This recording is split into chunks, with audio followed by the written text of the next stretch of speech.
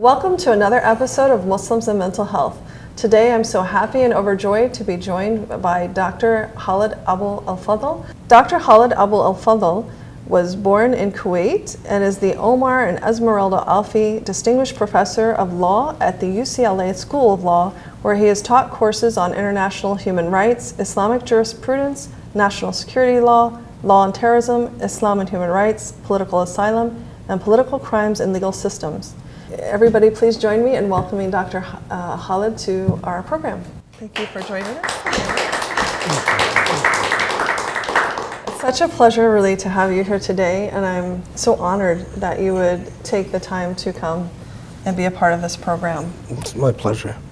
I want to start by asking you, the first question I want to ask you, I just kind of want to set the tone for today's program. We are going to be looking at and picking the brain of one of our great Islamic scholars in America to see how we can find intersectionality between Islamic scholarship and mental health, particularly in our Muslim community. So we're going to be asking a variety of questions, all of which have to do with that intersectionality.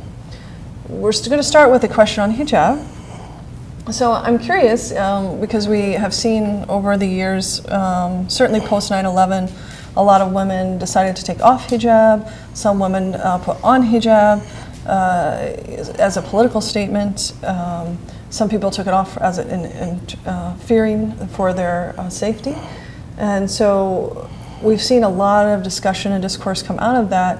But we've seen also in most recent times with the conversation around gender, this conversation arise around why we wear hijab, what's its functionality, and so we've pretty much discerned, right, that hijab is a protection in Islam. But given that, we've also seen this trend where people seem to not have only closed themselves off in terms of the public interaction, but killed their sexuality at the same time.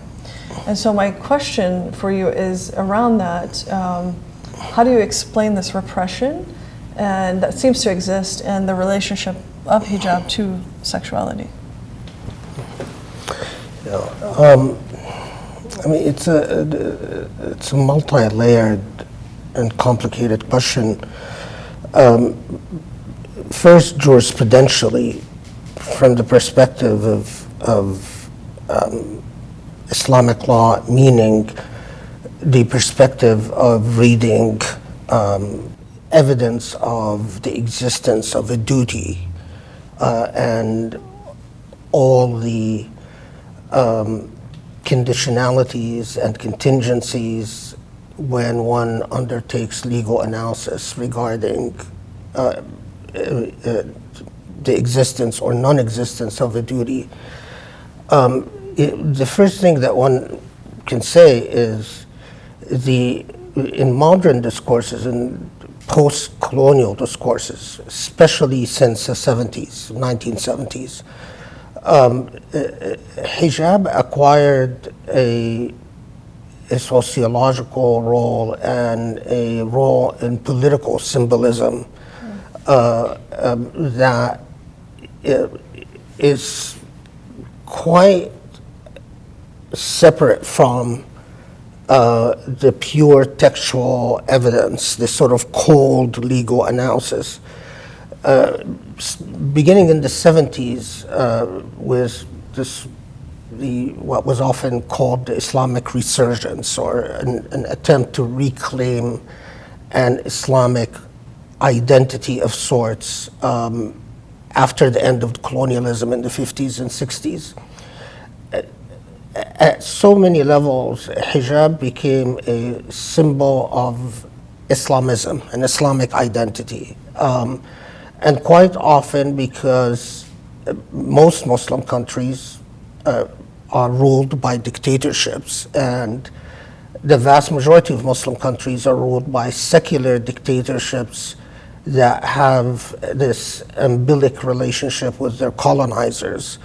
At the social level, hijab was quite often adorned as a statement of independence from the colonial legacy and opposition to sort of a subtle and nonviolent opposition to the secular will of governments, or attempt by various Muslim countries to secularize society. And so that intermingled, I mean, all of these were taking place in the 70s and 80s in very intense and visible ways, which then spilled back onto law. In the 70s and 80s, you find a lot of Muslim scholars going back and finding legal rationales to defend hijab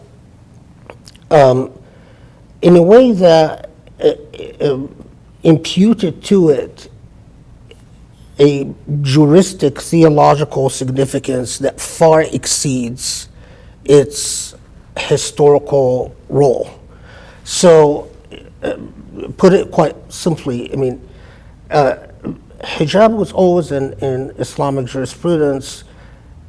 You find a discussion on hijab, or what we call hijab today, because jurisprudentially it wasn't even called hijab. The discussion was often, what does a woman have to cover in prayer? And that's really where the locus of the legal discussions take place. What invalidates your prayer or does not invalidate your prayer in terms of closing? And then towards the very end of these huge compendiums of law, you find usually no more than a short paragraph in a 30-volume work talking about the issue of modesty and what the most significant aspect of this modesty discussion in Islamic jurisprudential works is that they always relied on urf, on custom and societal norms to balance out and interrogate the issue of modesty. And modern Muslims, I mean, would be quite surprised because there in Maliki texts, there are these discussions about in Berber tribes where they encountered men who covered their face and did not show but the eyes. And the question was, well, does it become incumbent upon Arab immigrant Muslims who go in Berber lands to abide by that custom where it would become immodest for a man to show his hair or to show even their face depending on the tribal area? Kind of like when in Rome, do as the Romans. Yeah, I mean, it's because then modesty becomes, and this ties into the issue of sexuality. Well, what's the operative cause here? What's the sort of the trigger for the law? If you are perceived as an immodest person and then targeted, does this undermine the operative cause of the law, the switch that makes the law go on?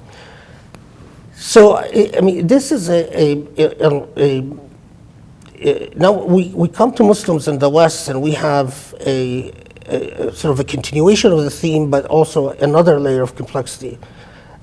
On the one hand, a lot of Muslims in the West saw the hijab as an affirmation of Muslim pride and an embracing of Muslim identity.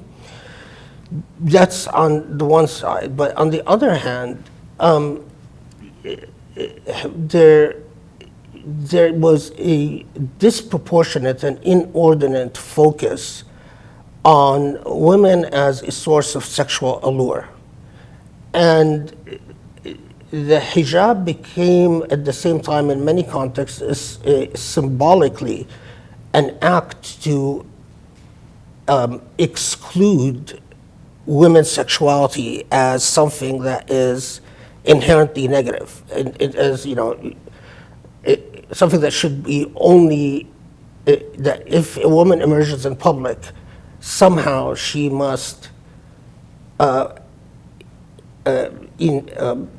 sanitize and immunize and cancel out any possibility, any potentiality of sexual allure, which which became and could become and did become a very obsessive social interaction. And these are the fitna discourses, where quite often you step in Muslim spaces and you find men going off on everything a woman does as a fitna, as a source of sexual allure.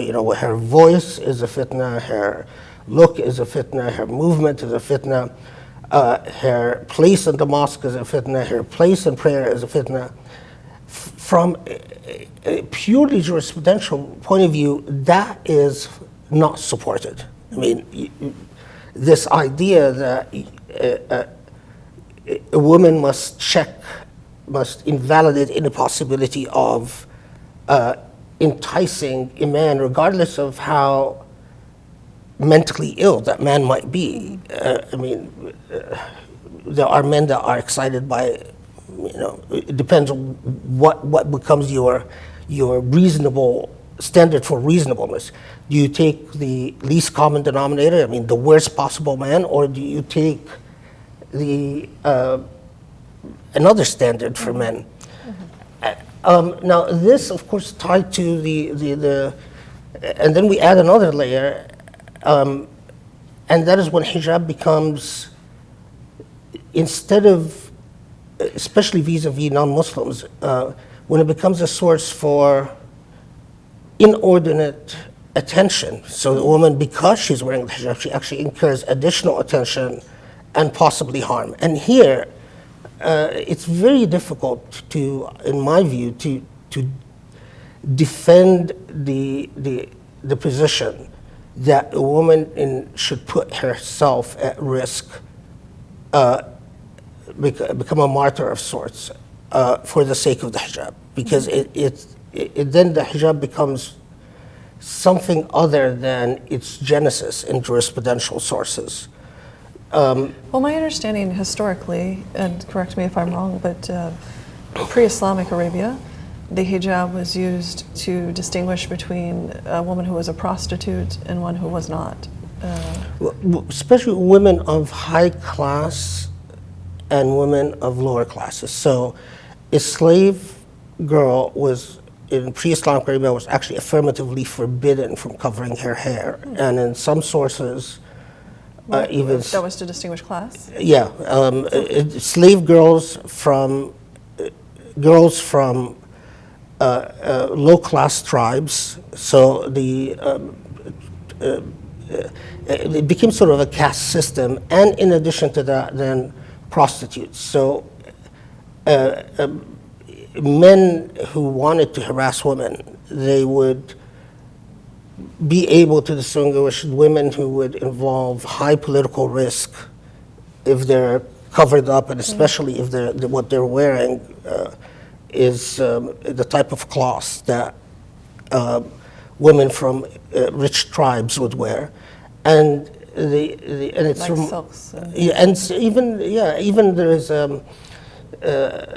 fascinating. There's a very early practice. Apparently, wearing headgear and face covers was a practice of high classes to the extent that it had a high monetary value. This clothes was expensive. So among the early cases that we see in Islamic law are these thieves who would go and steal women hijabs to sell. Wow. Because they were expensive. Yeah. And the line of cases, very fascinating cases, whether, what do you do with these thieves and how do you punish them, and what if they were stealing the hijabs because they were starving and things like that.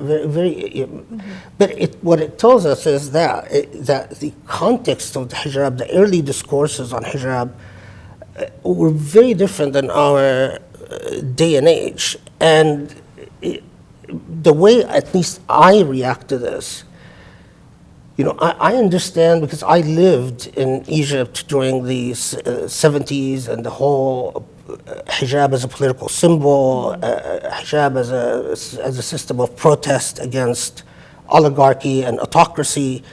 The movement in universities where a lot of women were wearing hijab with considerable pride to protest against forced secularism and liberalism and forced capitalism of society, so on. So I understand all of that because I lived through it.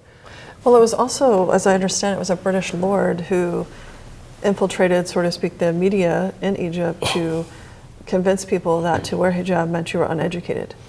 Yeah, so, I mean there was actually the French did it in Algeria, the British did it in Egypt and India, where basically there were these constant attempts to disrobe native women because a lot of women broke the class barrier, especially during the Ottoman period, as cloths became more accessible and more affordable, a lot of women broke the class barrier by covering up. So slave girls covered up before the abolition of slavery, low-class girls covered up, girls that did not belong to prestigious tribes covered up.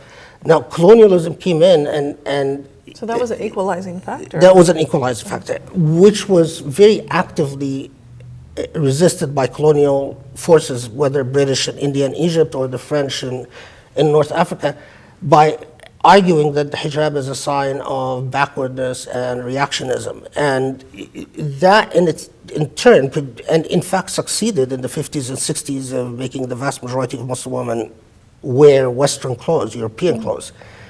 That backfired in the 70s and 80s. But I guess the take from all of this is that for a Muslim woman who is deciding whether to wear the hijab or not, I mean, does she need to know all this history about politicization of hijab and the symbolism of hijab? No, but she does need to be very cognizant that the heart of the matter when it comes to covering or not covering is the autonomy and the safety and independence of a woman. That a woman would feel that she is doing what God wants her to do, one, and that first and foremost, God wants her to be safe.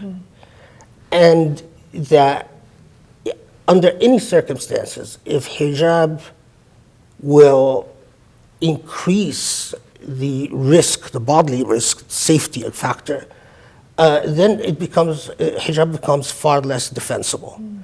That's one thing. The other thing is, personally, I worry a great deal because we still have a great deal of patriarchy that survives in our communities. And I do worry a great deal at the way that hijab sociologically and psychologically affirms institutions of patriarchy. I can't say that about every Muslim society because it just depends on the context, but I can definitely say that about many Islamic centers in the US, Canada, and England, where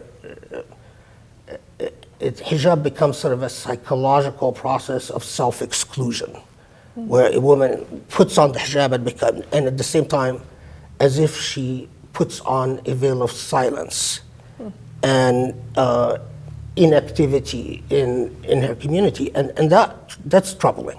I mean, and it depends on women because some women can be very assertive with the hijab. So I'm not, that doesn't trouble me. For some, it might give them more of a feeling of voice because it is a mask of sorts. Yeah, I mean, I've once I was reading this material about a Japanese woman who wrote an essay, this was some years ago, about how empowering it was for her to wear the hijab because she she was not seen as a sexual object, and she talked in the essay about riding on the bus and riding on the subway and not being sexually harassed, and wrote a great deal about how in Japanese society, because she's attractive, and my response to that is fine. I mean, the law is flexible enough to say, well, for you, if that's what will bring you closer to God, then it's a blessing. If that's what really affirms your relationship with God and allows you to be a more active and engaged member in society, far be it for me to try to convince a woman like that not to wear the hijab. On the other hand, if a woman is putting on the hijab and suffering persecution, or putting herself at risk, or ends up, because of the hijab, being seen basically as a sexual object, then that situation troubles me enormously. Which is one of the modern issues that we have in America for sure. The United States is one of the largest consumers of human trafficking, for example, and within that array of activities, the porn industry has now taken hijab as a fetish. Yeah. And so some time ago we saw this interview with a sister in Playboy magazine, and we saw a spike in this fetish, grow to where now you have lots of photos where there are women with hijab on, like just the headscarf. Just the headscarf. Not the full hijab, but just the headscarf and nothing else, right? So it's become a fetish, and that's very problematic, right? Because then it turns on the head the whole concept of what you're talking about, and in terms of safety, it certainly is not a protection at that point. Right. And it brings that question up, right? Like, how do we navigate that now? Well, I mean, what is really interesting is that during colonialism in a lot of Muslim countries, when a lot of Muslim women rushed to embrace European fashion, what is fascinating is that some of the Islamic feminist writings that urged the adoption of European fashion was because there was this movement of colonial powers fetishizing women in native dress. So actually we have pictures that go back to the early 1900s where women would be wearing traditional Algerian garb or Moroccan garb, but have their chest exposed or have other body parts exposed, and they used to be very popular postcards that would be sent all over Europe. And there's a very good book called The Colonial Harem that tracks this historical process. And so it's remarkable that history just goes around, and we see that in the military engagement in Iraq and in Afghanistan, that many of people associated with these military engagements, whether government contractors or actual readopted these fetishes again. The idea of these subdued, controlled, subservient native women who is struggling to cover herself but is rendered exposed at the same time. So she's holding on to her hijab as her whole body is exposed. It's a historical dynamic that has to do with patriarchy and male dominance. And we should be cognizant of that because we're confronting the same issue. I mean, if I have a daughter and it will be in the context that wearing the hijab will end up fetishizing her, I don't want her to wear the hijab because I want her to interact with colleagues as an equal, not as a fetishized object, not to be objectified. at the same time, I do think that Muslim voices need, like what happened during the colonial era, need to engage and embarrass these fetishizing trends, Right. because they're becoming extremely widespread, and I think they're very dangerous. And it shouldn't be that we change our behavior because of some outside factor, but Ideally. right? Yeah. So that's at the macro level and societal level, right? But this also has an effect on the marital arrangement. So we see in the micro level with the marriage.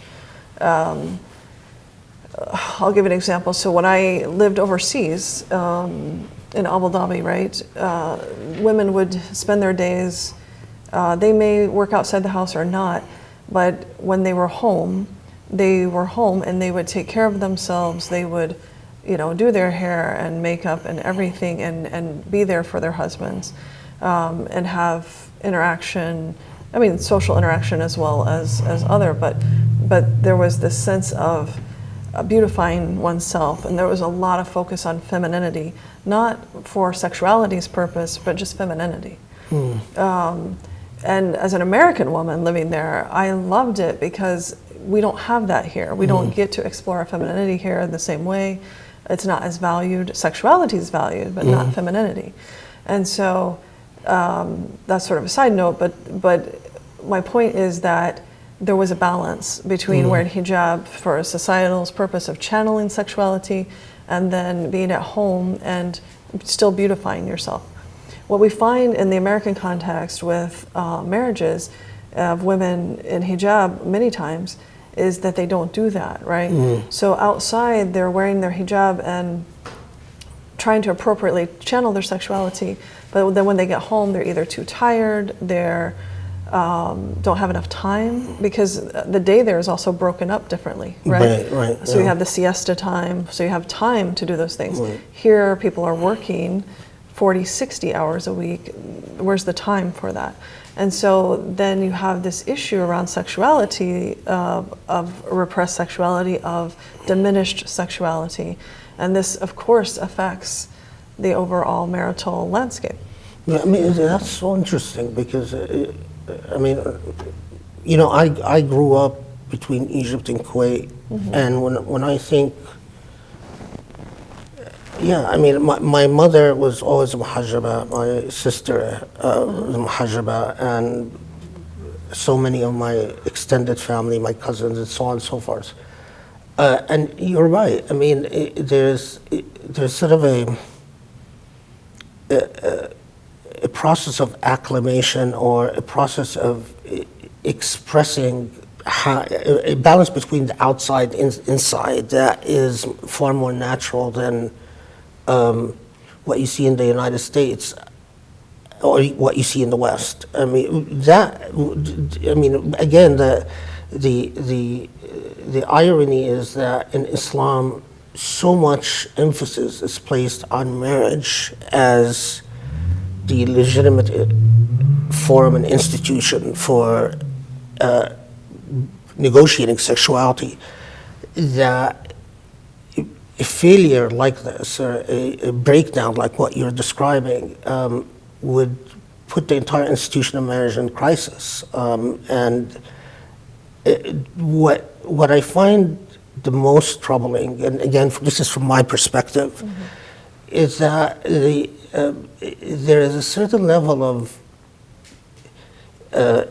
imbalance where people who have juristic competence to think through these various difficult challenges and these various variables that involve rereading the evidence and weighing the evidence and even balancing it to see how the position of Sharia should adapt and evolve. The people who have the technical competence are often afraid of dealing with these issues at all, with even touching it, because they're so. And then on the other hand, those who are eager to engage these issues and spew off whatever thoughts they have are often without any technical competence and do not have any level of juristic knowledge, meaning they don't know cannot do a systematic analysis of the evidence, the adilla, for the taklif or obligation or non-obligation. And so, and I think that has added a considerable amount to the confusion, because when every person is left to negotiate what does God want of me, and there's no systematic persuasive forces that help people think through their relationship with the divine, it's really unfair. And I think it's unfair to the community, and the community does have every reason to become restless and dissatisfied with their scholars, because they're not assisting them through the process of thinking through these issues. It's become very problematic, and I recently floated a tweet on Twitter just as an experiment, really, although I actually believe this, but it was an experiment to see the response I got, and the tweet was something along the lines of the purpose of a spouse, right? To have somebody that joins you who is cooling to your eyes and to your spirit, not in contest with you, right? Because oftentimes I hear men in therapy complain that they don't want a wife who's always going to be in contest with them, and that it's become women in our society are trying to be like men as opposed to being women in relationship to men, and so this is one of the common complaints. So anyway, the result I got was a lot of men liked this tweet. Only a handful of women identified with it. Because we're in two different places now. I mean, of course, I've encountered this from a very different perspective, but my experience is, it backs up yours, or is very consistent with yours. One of the fields that I teach is human trafficking, and one of the things that has always struck me about this field, human trafficking, there's the human trafficking that, labor, and then there's prostitution, but the third form of human trafficking that has become very widespread in the West, in the US and Europe, with enormous consumer countries, is men buying the equivalent of chattel slaves, women, but the thing, and another form of it is mail order brides. But the thing that the schizophrenia in our society, and this is beyond even just Muslims, it's all over, is the search for sort of the feminine subservient subject by men. And the easiest way to do that is to do a mail order bride where for at least a number of years you're going to control that woman because of her vulnerable status when it comes to immigration, at least for a number of years, until she becomes a U.S. citizen or gains citizenship, and then she can rebel, and they often do rebel, by the way. But at least for a number of years, you've got a completely subservient subject. Or you actually purchase a slave, and people are not aware that the number of, especially ex-military, that buy female slaves is so enormous that it's becoming the most profitable and the most devastating industry in the world. But it goes back again to the sort of when you often get these men and you interrogate them in police context and you ask them, why did you put out $10,000 to buy a slave, and say, well, I want a woman that is a real woman, not a competitor which they see as their spouse, or I'm sick and tired of American women who will compete with you, so I wanted a woman from the Philippines or Bangladesh who just do what she's told.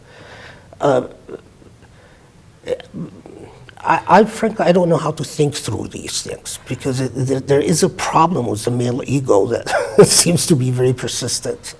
Well, I think, there's another approach too, right? Besides mail order brides and all of that, they can just do the premarital counseling and negotiate a contract where people are actually getting what they want A out of the relationship. marriage. Yeah. But that takes hard work, doesn't it? Yes. I mean, and I think that's a problem. A lot of men don't want to do the hard work. Well, I think women too, right? It's Okay. a problem on both sides. That's fair. We have a real gender issue happening right now in our community, or probably the broader community as well. So thank you. I mean, this is a question we could explore for some time. I think we're going to have to leave people with a little bit of interest in returning to it. And inshallah, hopefully we can have you come another time to Absolutely. further My expand the pleasure. conversation on this.